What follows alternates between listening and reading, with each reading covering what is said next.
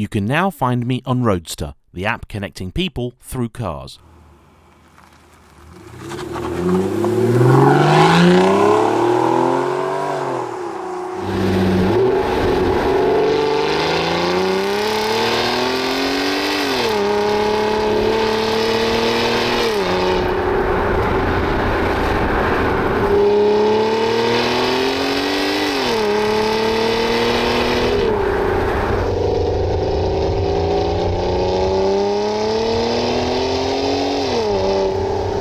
Hello everybody, today I am driving the 2011 Aston Martin Virage, a very unusual car and one that proved even in the rarefied and highly desirable world of Astons, you can have too much of a good thing.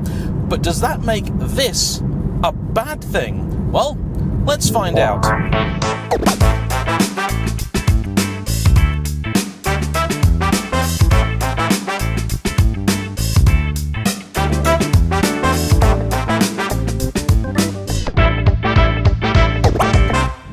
To me, this car really highlights everything, both bad and good, about the VH platform era of Aston Martins. In case you are unaware, VH stands for vertical horizontal. It was the catch-all term that Aston Martin used to describe the platform they had for all of their cars, from the Vanquish up to the Rapide.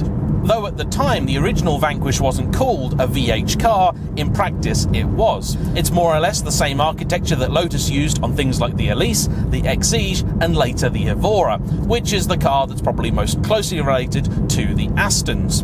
The simple fact is, many people misunderstood what VH was. They thought it was simply the same car being hacked up all the time to try and spin off a number of different variants. As time went on, this led to many accusations of Aston Martin simply being lazy and not really doing anything in terms of chassis R&D. The fact is, though, that even the very first car spun off this platform, the original Vanquish, was actually way ahead of its time. Even now, if you said that a car had a bonded aluminium chassis reinforced with significant portions of carbon fibre, you'd think that sounds pretty cutting edge. And it was. Aston Martin had that near 20 years ago, and you could make an argument that even the current Ferrari 812 is not actually as sophisticated. The nuances of chassis development mean that, of course, it's a little bit more complicated than that, and I definitely do not have the credentials to tell you which is the superior methodology. For many, the VH era of Aston Martin is surely going to go down as one of the company's finest. Not only were the cars exceptional, but they also seemed to actually sell, something that Aston Martin had always struggled with. Remember that at the turn of the millennium, the Aston Martin lineup consisted of the old school V8 Virage, or by then it would have been the Vantage, and that was a car built on a very creaky and aging platform, and alongside it you had the DB7. That was, in its own way, fairly revolutionary for Aston Martin, was really their first attempt at a volume seller. But nobody was under any illusions that this was really an all-new car, because underneath, everybody was aware that it was still an old Jaguar XJS, a car that at the time was already a couple of decades old. The Vanquish paved the way for Aston Martin and set the template for their cars for a decade and a half, not just in terms of looks, but also powertrain and, as I've just mentioned, chassis technology too. Things did not get off to the best of starts though, because the original Vanquish was beset with reliability problems and criticism of its automated manual gearbox, then a still fairly new technology. In 2003, the DB9 was introduced, quickly hailed by many as one of the finest GT cars out there, even if certain outlets like Evo magazine were left a little bit less than impressed. The biggest star for many, though, landed in 2005 with what we called the baby Aston, the V8 Vantage, and that still looks fresh to this very day. It drives brilliantly too, and is a car I have always wanted to own. One day I will, but not while people are asking 35 grand for them. Aston Martin seemed to be on a bit of a roll. Then in 2006 we saw the introduction of the DBS.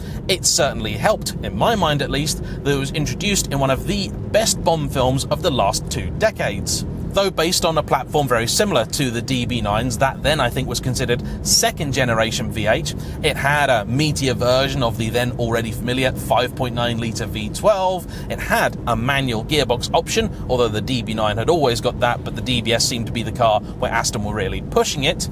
It was wrapped in this gorgeous carbon fibre bodywork, and to date I think is one of the most dramatic cars ever to come from Aston. As a drive, they are deeply flawed, but as an object of desire, they are sensational. And it's here where the Virage comes in. Because Aston, quite sensibly I think, looked at their model lineup and said, okay, we have the Vantage for our customers who want something more of a sports car. We have the DB9, which is more of a GT car. Then we have the DBS, which is a flagship car that is a little bit stiffer, a little bit more hardcore, a little bit more track orientated, and is too much for some. So what we can think people would want is a car that sits right between the DB9 and the DBS. They called it the Virage, and in many ways it was simply an evolution of what had come before. It improved on several key areas. It fixed the DB9's looks, which to me had already started to age even by then, sharpened things up a little bit, and nearly every body panel on this car is bespoke to it. The front looks a little sharper, the rear has a nice, slightly more pronounced diffuser on it, the taillights are clear too, like the DBS, unlike the early DB9, and most importantly for some, the interior also received an upgrade. The early waterfall dash always received some criticism, partly for the Volvo-derived nav, which was horrible even when new, and also the switchgear, which felt not quite good enough for an Aston Martin.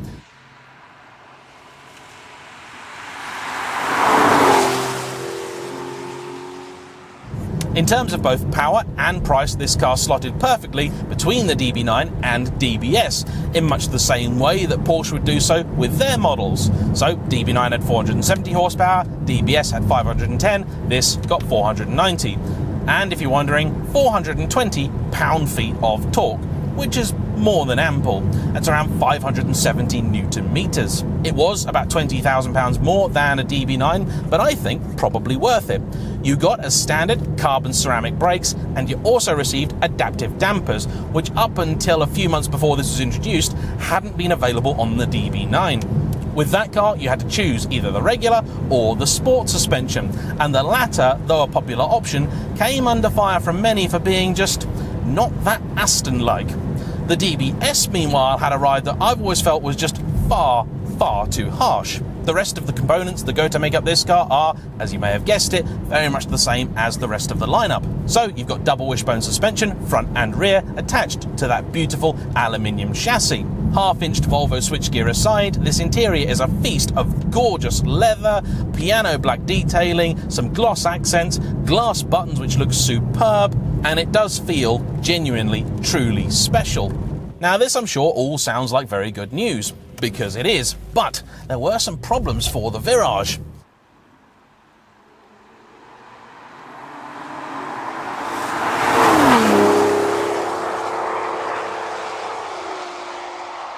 The biggest is the fact that very few people seem to be convinced there was anything about this car which really stood out. And that, tragically, was by design. As it was built to be the car that slotted in between two others, there were very, very few people who hadn't already decided at which end of the spectrum it was they wanted to be. I'm sure many people trying to defend the car will point out that Porsche have a billion variations of the 911, and that's true, but they're all called 911. They don't try and pretend that a Turbo S cab and a base Carrera or a GT3 are anything other than different variations of the same thing. Trying to put a whole new badge on this just wasn't fooling anyone. As it happened, this car went on to have a very long and happy life, because though it was on sale for just 18 months from 2011 until 2012, this was the basis for the facelifted and much improved DB9, introduced I think about 2013. In that time, if Wikipedia is to be believed, Aston Martin sold just 1,001 of the Virage. Is this then a car that deserves to be forgotten? Well, no. Allow me to explain why. The thing about making minor tweaks to an already great car is what you end up with is a great car.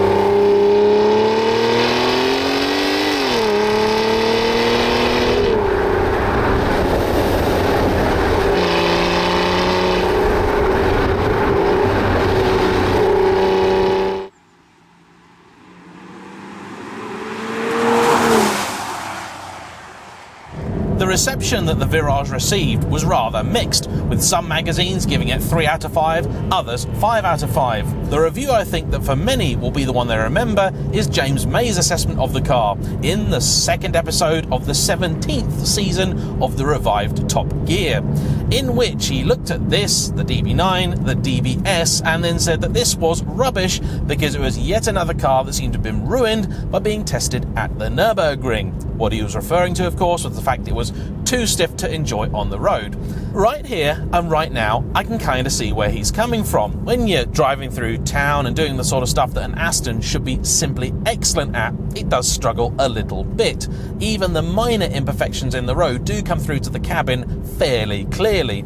It's not crashy, it's never unpleasant, although it's simply nowhere near as refined as the later DB9 and the second generation Vanquish. The engine is also superb. Down a little bit on the DBS it may have been, but the fact is, certainly on a sopping wet day, 500 odd horsepower is more than ample. I say 500 odd because this car isn't entirely standard.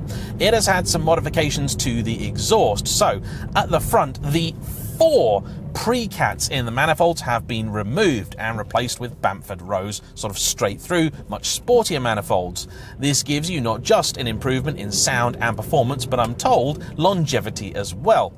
I wasn't aware of this, so I expect it's not a particularly big issue, but apparently these can suffer from the same problem as Ferrari 430s, early Lamborghini Gallardos, where the pre-cats can break up and they get sucked back in by the engine, where they will cause all sorts of mischief. The remaining cats have then been replaced with a pair of high-flow items. This really isn't for any sort of safety issue, it's simply performance and noise. And glorious is the best way of describing this soundtrack. It doesn't wail or howl like a Ferrari or a later Lamborghini V12, nor does it have the rumble and thunder of, say, an American V8. Instead, I think the best way of describing this is as a bellow. Throttle response is brilliant, as you'd bleed and well hope for a near 6-litre naturally aspirated 12-cylinder lump. It doesn't rev particularly high, makes peak power about 6.5 grand, but it's a very flexible lump, and here feels more than ample. The rise of turbocharged cars have done so much in recent years to warp our perception of what actually is fast. This is more than good enough to cover ground at a serious pace.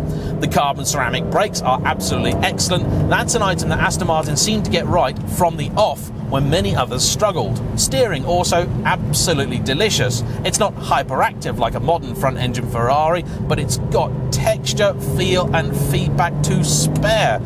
Weighting is really quite nice. The car is actually presently in its sport mode, although that doesn't change the dampers, that's a different button. And I've got to say, it works so well. The chassis is a little bit playful, but in these kind of conditions you want to watch out, because when it breaks away, it will do so quite quickly. Even with the roads as damp as they are, grip level is actually pretty good, but most importantly, the steering communicates to you at all times exactly what's going on. So you've got confidence, and that's the most important thing for me. Having lots of grip is no good if the car won't tell you about it. I will, just for science's sake, test the sporty damper setting, and yep, straight away, quite a pronounced difference. It's far less pleasant, just needless, and to be honest, best reserved for fine European tarmac, or, if you're mad, the track.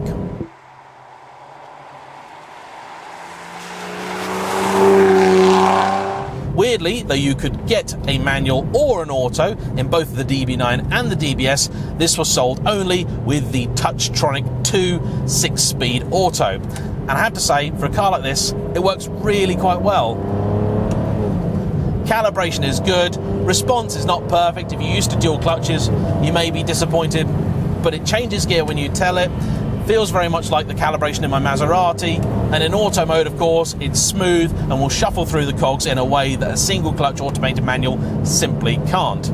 If you don't want to row your own gears, the Vantage has never been a brilliant choice, because even the final iteration of the Robotised manual box just wasn't brilliant. This car also, to me, highlights a bit of a more general problem with Aston Martin. You see, in isolation, this is a fine motor car. It looks good, it sounds great, handles fantastically, steers beautifully, and it's got one of the most desirable badges in the world on the front. What more could you want?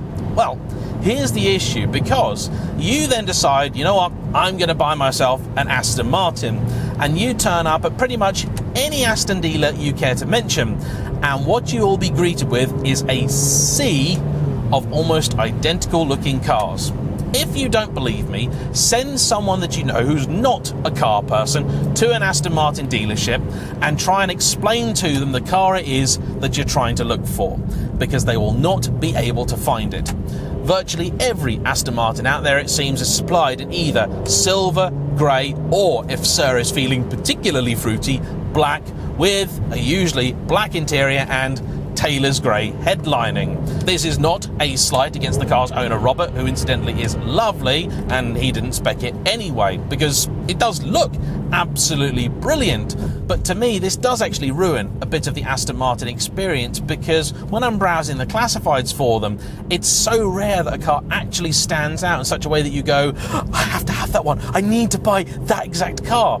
The truth is, for the most part, these cars turn up and they look exactly the same as all of the ones that came before and many that came afterwards. Whenever an Aston Martin does appear in a more daring colour combination, it's usually snapped up pretty quickly. The really sad thing is that Aston are one of the best companies in terms of providing personalisation, customisation. They have a huge number of exterior and interior colours, trims and all sorts available to you. And then to find out that so few people actually go for anything more daring than grey, black and grey, it's just a shame. I've no doubt somebody in the comment section is already typing, but James, you have a red Ferrari. Yes, I do. I checked this morning, and for post-2000 era Astons, of the near 800 on sale, 300 of them were in silver or grey. I checked the same time period for Ferraris, and there are fewer on sale, but proportionately there are also fewer red ones on sale, and Ferrari reds actually vary quite wildly. They're not all Rosso Corsa, some of them are barely red at all. The other thing with Ferrari though is that the entire model lineup all looked fairly different. So an FF doesn't really look anything like a 430 or a 458, and a California is a wholly different beast, as now is the Roma, so on and so forth. Try and explain to the uninitiated the difference between a Rapide, a Vantage, a Vanquish, a DBS, a DB9 and a Virage, and you may struggle.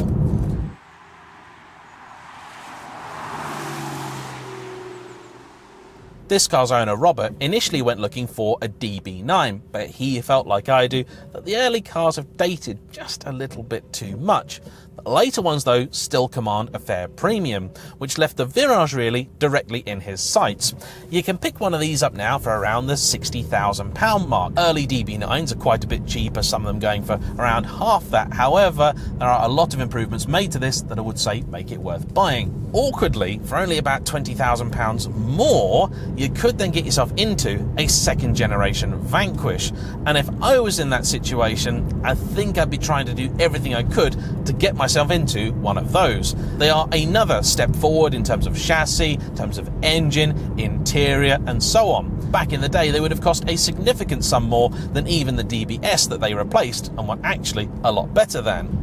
Unlike some of the other cars in the model range, this was available only as a 2+2 with completely useless back seats. You also have the same boot as many early Astons, which is to say it's just a bit smaller than you think a GT car should be.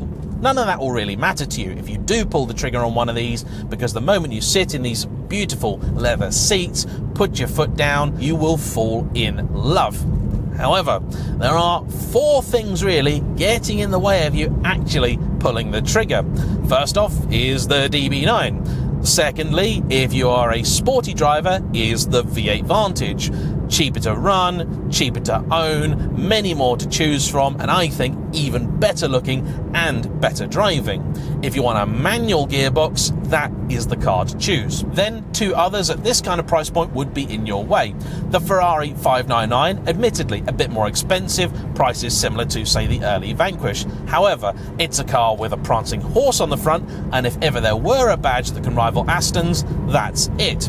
The V12 in the 599 is also one of the few engines that will make an Aston Martin V12 look like it's a little bit limp. That is a strict two-seater, and because of that has more room in both the cabin and in the boot. That will be quite a bit more expensive to run. People will be put off by the single clutch gearbox, which in practice is the only transmission available for those. However, if you're willing to put up with some Ferrari-ness, it's a genuinely superb car. It's not actually, I think, as comfortable as this, and Mr. May, I think, was perhaps a little harsh on the suspension in the Virage. I'm not going to make any claims that it's brilliant, but if you're used to something like a sporty 911, you're certain to not really have any issues here. Finally, and this is the real outlier, a car I've only just recently driven, a Maserati Gran Turismo.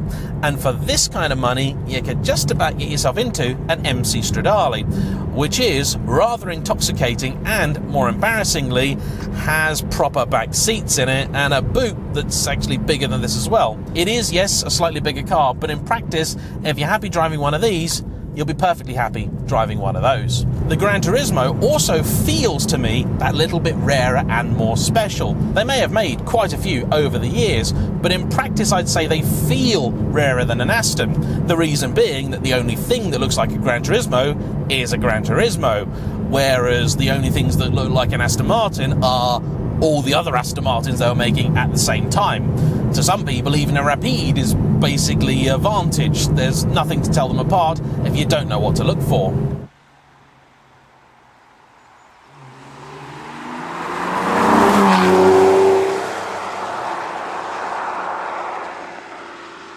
The Aston Martin Virage. Far from a bad car, simply one nobody really asked for. I hope you've enjoyed today's review. I want to say a huge thank you to this car's owner, Robert, for bringing it out despite the inclement weather. Thanks to you for watching. Please like, comment down below, subscribe if you haven't already, and I'll see you for the next one. Bye-bye.